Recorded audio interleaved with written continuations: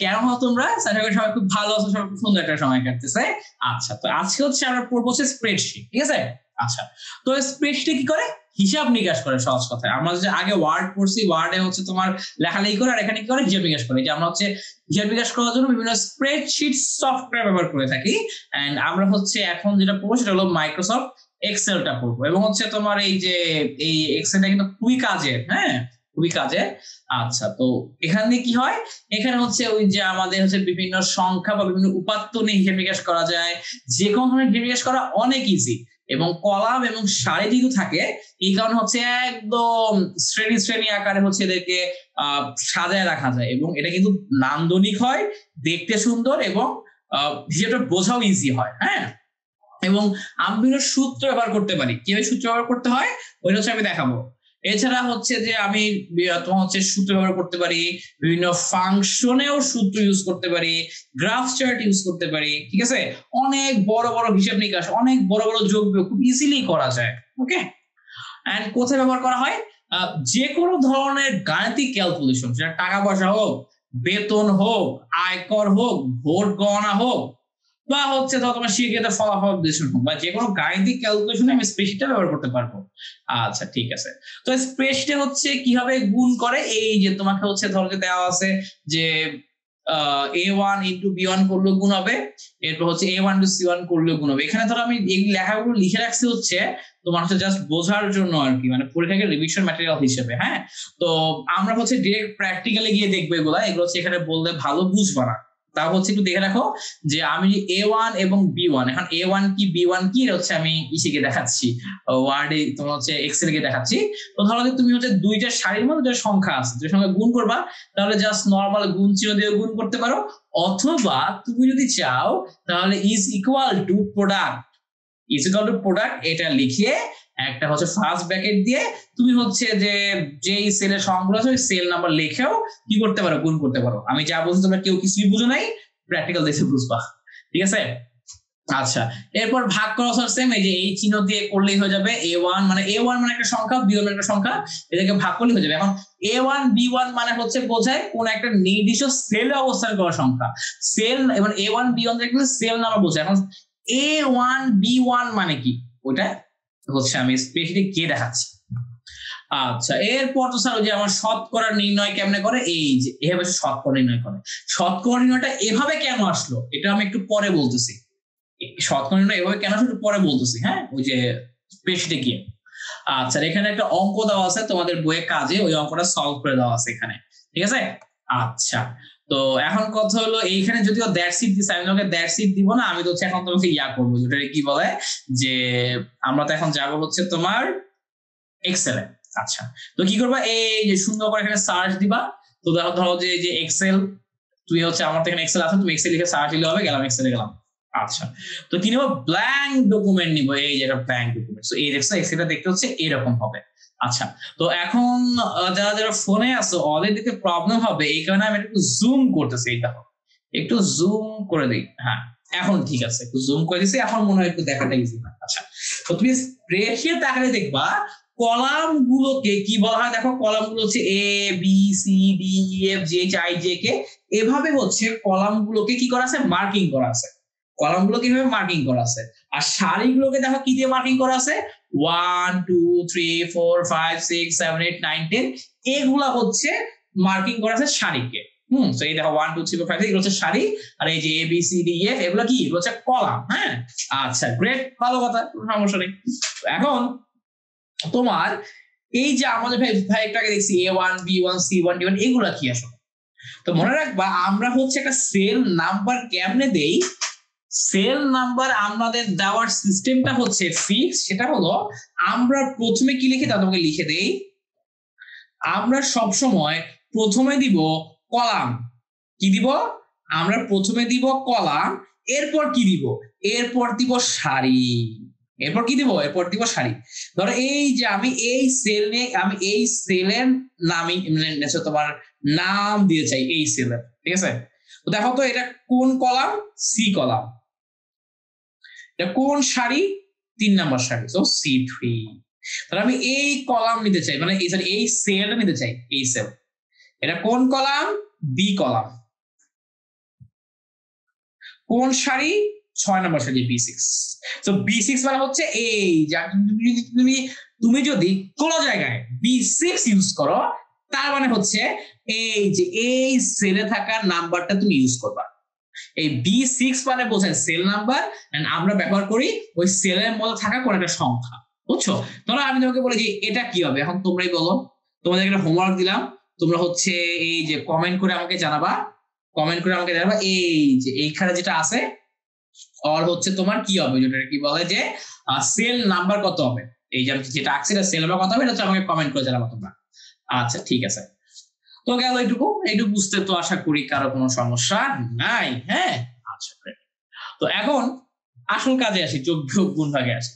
তো কিভাবে কি করবো, যেমন ধরো তুমি হচ্ছে যে ইচ্ছা মতো একটা কিছুটা সিলেক্ট করো, আমি এটা সিলেক্ট করো। হ্যাঁ, এখানে ধরো তুমি কিছুটা লেখো, ধরো আমি লিখলাম 2000, এখানে ধরো যে আমি কি লিখলাম, ধরো 30। আচ্ছা, তো এখন ধরো আমি প্রথমে চাই এগুলো যোগ করবো, কি করব, যোগ করব। তো কিভাবে যোগ করে, তো প্রথমে যেটা করতে পারে, দেখো যে ওপর যে লেখার জায়গা আছে এখানে ক্লিক করবা, ক্লিক করার পর অবশ্যই ইকুয়াল টু চিহ্ন দেওয়া লাগবে, ইকুয়াল টু চিহ্ন দেওয়া ফরজ। ইকুয়াল টু চিহ্ন দেওয়ার পরে তোমাকে প্রথমে দেখতে হবে এই যে আমার যে 200 লেখাটা আছে ওর আসলে সেল নাম্বার কত। এই যে 200 যে লেখা আছে এইটা হচ্ছে আমার সি কলাম এবং 4 নাম্বার সারি। তো তার মানে এই যে 2000 এটা কোন সেলে আছে, C4, এই যে C4। আচ্ছা, এখন তুমি কি করবা, যোগ করবা, দাও যোগ। ওর সাথে কারে যোগ করবা, ওর সাথে আমি যোগ করবো এই 30 কে। এখন 30 কোথায় আছে, ডি নাম্বার কলাম 4 নাম্বার সারি। তো তার মানে কি D4 সেলে আছে, D4 সেল, ঠিক আছে। আচ্ছা, এরপর কি করবো, এরপর দিবা এন্টার। এই দেখো যোগ করে দিছে, অলরেডি কি করছে, যোগ করে দিছে। আচ্ছা, তো এখন আমি যে বললাম আমাদের এখন অনেকে বলতে পারে ভাই এমনি খুঁজে ভাইয়া সেল নাম্বার লেখা তো প্যারা লাগে। হ্যাঁ, আসলেও প্যারা, এই কারণে হচ্ছে আমাদের এক্সেলটা আপডেটটা খুব উন্নত হয়েছে। এই কারণে এখন এক্সেলটা কিভাবে ইউজ করা যায় জানো, তুমি প্রথমে ইকুয়াল টু চিহ্ন দিবা। আমাদের শুনো, তুমি প্রথমে ইকুয়াল টু চিহ্ন দিবা, ইকুয়াল টু চিহ্ন দেওয়ার পরে এই যে 2000 উপর ক্লিক করবা। এই দেখো 2000 উপর ক্লিক করলে অটো C4 চলে আসছে। এরপর তুমি প্লাস চিহ্ন দিবা, এরপর তুমি 2000 সাথে কাকে যোগ করছো, অকে যোগ করছো, অরে ক্লিক করবা, দেখো D4 চলে আসছে অলরেডি। এরপর হচ্ছে এন্টার দিবা, এই দেখো 2030 আনসার দিছে। কি বুঝতে পারছো, এইভাবে কিন্তু আমি খুব ইজিলি করতে পারি, এভাবে করে আমি কি করতে পারি, খুব ইজিলি করতে পারি। এখন এটা কি করা লাগবে, দেখো ধরো এই যে আমি যে তোমার 2000 আর 30 এদের যোগফল যে আমাকে ঠিক পাশেই বের করা লাগবে, ব্যাপারটা এমন না। আমি চাইলে 2000 আর 30 এর যোগফল এখানেও বের করতে পারি। আমি চাইলে 2000 আর 30 এর যোগফল আমি ধরো এখানে বের করব। কিভাবে কি করব, ওই যে তোমাকে বলছি ইকুয়াল টু দিবা, ইকুয়াল টু দেওয়ার পর এটা সিলেক্ট করবা, এরপর প্লাস চিহ্ন দিবা, এরপর এটা সিলেক্ট করবা, এরপর এন্টার দিবা। দেখো যে এদের দুইজনের যোগফল এখানে চলে আসছে। তার মানে হলো দুইটা সংখ্যা লেখার পরে তুমি যোগফলটা কোন সেলে চাও ওটাও তুমি ঠিক করে দিতে পারবা, তোমার এতটা স্বাধীনতা আছে স্প্রেডশিটে। ভাই বিয়োগ কেমনে করবো, বিয়োগ ওই আগের মতো, যোগের বদলে বিয়োগ চিহ্ন দিবা, এন্টার দিবা, বিয়োগ হয়ে যাবে, ঠিক আছে। আচ্ছা ভাই গুণ কেমনে করবো, ওই গুণও আগের মতোই। তুমি হচ্ছে ধরো যে আমি ধরো যে এদের গুণফল আমি এখানে বের করতে চাই। হ্যাঁ, গুণ কেমনে করবা, ইকুয়াল টু দিবা, অরে সিলেক্ট করবা, এরপর স্টার দিলে হয় গুণ, দেন অরে সিলেক্ট করবা, এরপর এন্টার দিবা, এই দেখো গুণ চলে আসছে। বুঝছো, আমাদের বইয়ে খুব কঠিন নিয়ম দিছে, আমি ওদের সহজ নিয়মগুলো দেখা দিচ্ছি, ঠিক আছে। কি বুঝতে পারছো, এখন তুমি এই তিনটাই গুণ করবা এবং গুণফলকে তুমি এখানে রাখতে চাও, তাহলে কি করবা, তাহলে তুমি ইকুয়াল টু দিবা, অরে সিলেক্ট করবা, গুণ চিহ্ন দিবা, অকে সিলেক্ট করবা, গুণ চিহ্ন দিবা, অকে সিলেক্ট করবা, এরপর এন্টার দিবা। এই দেখো গুণফল চলে আসছে এই তিনটা। হ্যাঁ, তো এখন ধরো কথার কথা যে তোমার ধরো এরকম করে 100টা সংখ্যা আছে এবং তুমি 100টা সংখ্যায় গুণ দিতে চাও। এখন এই 100 সংখ্যা হবে একটা একটা করে সিলেক্ট করা কিন্তু প্যারা, তাই না। আচ্ছা, সেই কেসে আমরা যেটা করি, সেই কেস হচ্ছে আমরা অন্য একটা জিনিস ব্যবহার করি। হ্যাঁ, সেই কেসে হচ্ছে আমরা অন্য একটা জিনিস ব্যবহার করি, সেটা কি তোমাকে বলতেছি, এটাও ক্লিয়ার করে দেই, একটু ছোট থেকে বড় বলতে যাই তাহলে ভালো বুঝবা। তো ধর আমি গুণফল বের করছি, গুণফল আমরা গুণচিহ্ন দিয়ে বের করা যায়। আর এটা যেটা করা যায় সেটা হলো আমি রেঞ্জ দিয়েও করতে পারি। রেঞ্জ কিভাবে দেয়? ইকুয়াল টু দেওয়ার পরে তোমাকে লিখতে হবে প্রোডাক্ট, লিখতে হবে প্রোডাক্ট, লিখলাম প্রোডাক্ট। প্রোডাক্ট পর তুমি একটা ফার্স্ট ব্র্যাকেট দিবা। ফার্স্ট ব্র্যাকেট দেওয়ার পরে তোমাকে যে কাজটা করতে হবে, এই যে যতগুলা তুমি গুণ করবা সংখ্যা, যতগুলো সংখ্যা গুণ করবা সব সংখ্যাকে একই সারিতে লিখবা। কই লিখবা? একই সারিতে। একই সারি লেখার পরে প্রথম যে সংখ্যাটা আছে ওইটা সিলেক্ট করবা। করলাম, প্রথম সংখ্যা সিলেক্ট করলাম। এরপর কি দিবা? এরপর দিবা ইস্টু দিবা। ইস্টু দেওয়ার পরে তুমি কি করবা? যে তুমি তো সারি বরাবর গুণ দিবা কয়েকটা সংখ্যা। 2000 এর পর কি আছে? 30 আছে। এই 30 এর সেলটা সিলেক্ট করবা। সিলেক্ট করে এন্টার দিবা। এই দেখো গুণফল দেখা গেছে। কি বুঝতে পারছো? আরেকটু উদাহরণ আছে, যেমন ধরো যে এখানে দিলাম 10, এখানে 60 না দিয়ে একটু কমাই দিই, সেটা তো সমস্যা আছে। আচ্ছা আছে 10, এটা ধরো 0.025, এখানে ধরো 0.0256, এখানে ধরো দিলাম 1000। হ্যাঁ, তো এইবার ধরো যে এখানে আরো আছে,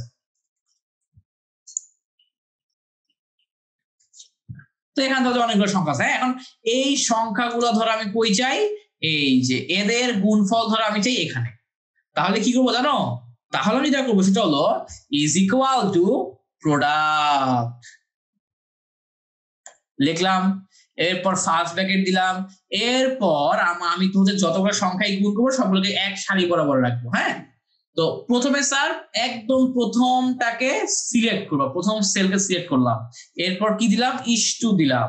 ইস্টু দেওয়ার পরে একদম লাস্টে যে আছে ওকে সিলেক্ট করবা। ঠিক আছে, করার পর কি করবা? এন্টার দিবা, তোমাকে গুণফল দেখাই দিবে। এখানে ই মানে হলো to the power 3.6 into 10 to the power 30। ঠিক আছে, এটা মানে হলো 3.6 ইনটু 10 টু দি পাওয়ার 30। এটা হলো এদের গুণফল। ব্যাপারটা বুঝতে পারছো কি বলছি? এইভাবে হচ্ছে আমি তোমার রেঞ্জ সিস্টেম দিয়ে আমি কি করতে পারি? অনেকগুলো সংখ্যা একেবারে গুণ করতে পারি। হ্যাঁ, আচ্ছা। আর এরপর হচ্ছে ধরো ভাগ করা তো খুবই ইজি। ভাগ তো অবশ্যই দুটো সংখ্যার বেশি করা যায় না।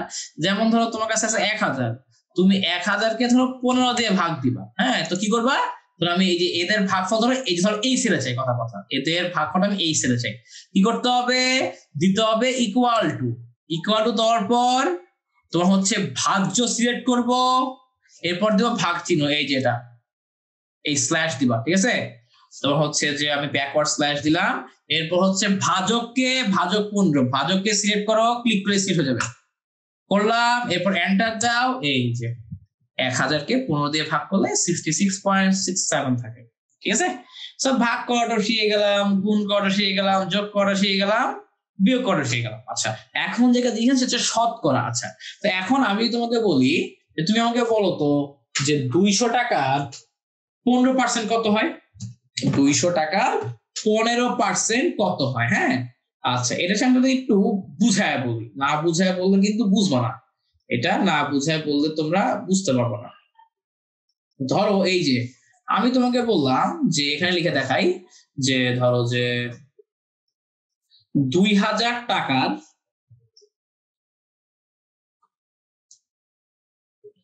15% কত? তো তাহলে আমরা কি করতাম? অত 15% মানে কি? 15% মানে হলো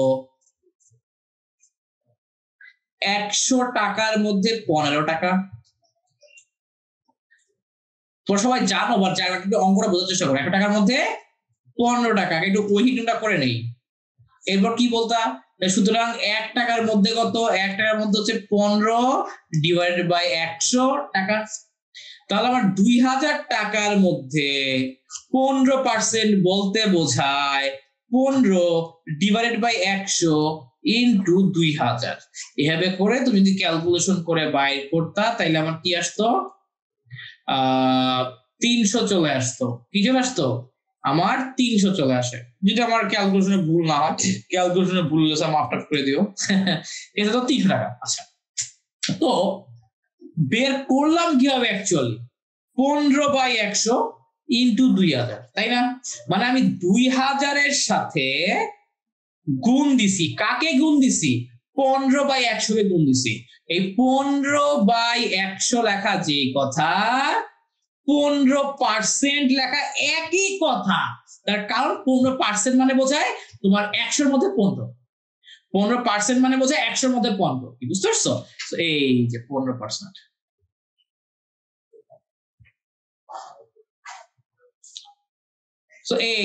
আমি যদি কখনো তোমার কাছে জানতে চাই 2000 টাকার 15% কত, তুমি ডিরেক্টলি এই কাজটা করতে পারো যে 2000 ইন্টু 15%, 2000 ইন্টু 15%, রাইট? আমি যদি তোমাকে বলি যে 2000 টাকার 30% কত, তুমি কি লিখবে বলো তো? তুমি লিখবা 2000 টাকার 30%, যা হয় ক্যালকুলেশন করে বেরোবে। তো এই জিনিসটাই ক্যালকুলেশনে করি আমরা এক্সেলে, যে প্রথমে হচ্ছে মোট সংখ্যাটাকে লিখি, ধরো A1, ঠিক আছে? এরপর ধরো যে A1 সেল আছে 2000, এরপর A1 এর সাথে ধরো আমার 30 ধরো আছে B1 এ, ঠিক আছে? এরপর ধরো পার্সেন্ট লাগাই দিই, এটা দিলে আমার যেটা হয় যে ওই যে তোমার A1 টাকার B1% বের হয়, 2000 টাকার 30% বের করতে পারি আমি এই ক্যালকুলেশন দিয়ে, ঠিক আছে?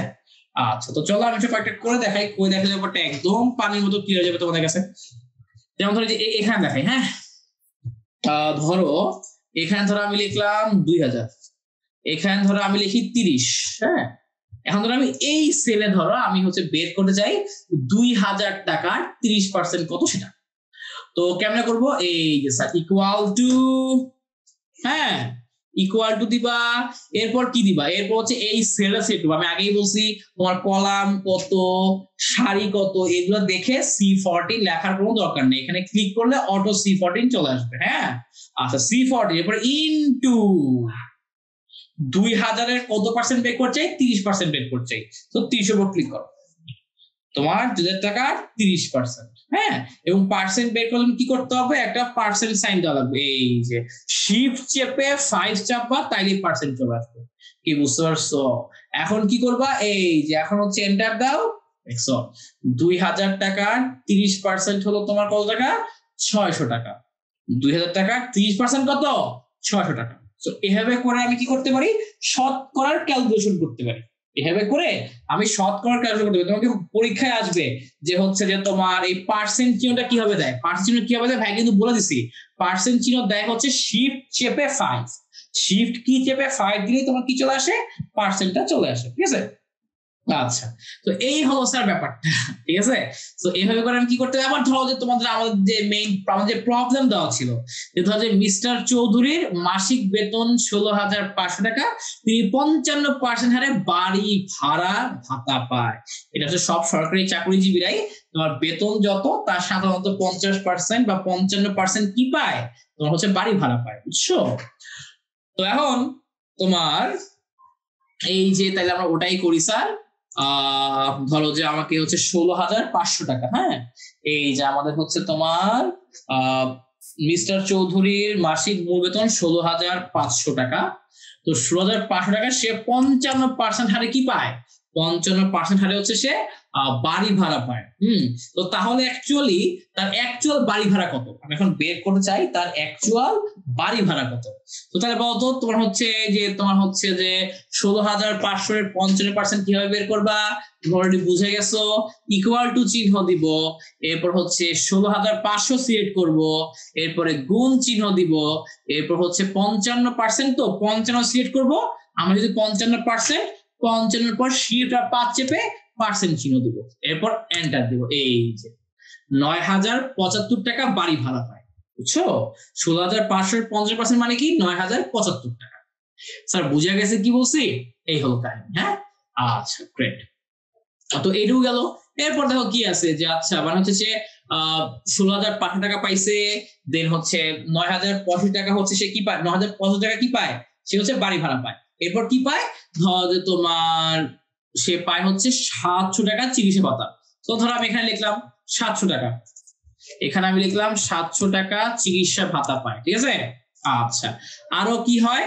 এরপর তিনি হচ্ছে যে তার মোট বেতন 90 টাকা কল্যাণ তহবিল ও যৌথ বীমা বাবদ প্রদান করেন। মানে সে হচ্ছে মোট বেতন থেকে 90 টাকা ধরো কল্যাণ তহবিলে দেয়, হ্যাঁ? আচ্ছা, তো ধরো 90 টাকা। তো এখন ব্যাপারটা কি হবে অ্যাকচুয়ালি? এখন এইখানে ব্যাপার যেটা হবে স্যার সেটা হলো এই যে 16,500 হচ্ছে মূল বেতন, এটা বাড়ি ভাড়া, হ্যাঁ? এরপর যেখানে 700 আছে সেটা হচ্ছে তার চিকিৎসা ভাতা, এবং 90 টাকা হচ্ছে তহবিলে দিছে। তো তার মানে আমি যখন মোট কয় টাকা হচ্ছে নিট বেতন, কত নিট বেতন যখন আমি হিসাব করবো তখন কি করবো খেয়াল করো, তখন হচ্ছে আমি কোনো দরকার বাড়ি ভাড়া মানে মূল বেতন যোগ বাড়ি ভাড়া যোগ চিকিৎসা খরচ বা চিকিৎসা ভাতা যোগ, এরপর কি এই যে কল্যাণ তহবিল যে টাকা দেয় এটা কি হবে বিয়োগ হবে। বিয়োগ যদি করে দাও এই যে 26,185 টাকা হচ্ছে তার নিট বেতন, মাস শেষে ব্যাংক থেকে উনি এই পরিমাণ টাকা তুলতে পারবে। বুঝতে পারছো? এই যে আমাদের ওই অঙ্কটাই এখানে করে দেওয়া ছিল, ঠিক আছে? আচ্ছা, তো তাহলে তো স্যার আমাদের মোটামুটি সবই হয়ে গেল। তো হইতেছে যে তো সবই শেষ, আর কিছু নাই। So that's it. Thanks for learning, আমার সাথে থাকার জন্য ধন্যবাদ। তোমাদের যদি কোথাও কিছু বুঝতে সমস্যা হয় তাহলে কিন্তু তোমরা হচ্ছে এই যে আমাকে ইউটিউবের কমেন্ট বক্সে জানাতে পারো, অথবা তোমরা হচ্ছে আমাকে ফেসবুকেও মেসেজ করতে পারো। আমার ফেসবুকে কিন্তু আমি আগে থেকে দিয়ে দিছি, কিন্তু দিছি না? ওই তোমার কি www.facebook.com/saim.bhai.77, ঠিক আছে? আচ্ছা, গ্রেট। সো তাহলে স্যার সবাই ভালো থাকো, সুস্থ থাকো, সবাইকে আল্লাহ হাফেজ, টাটা।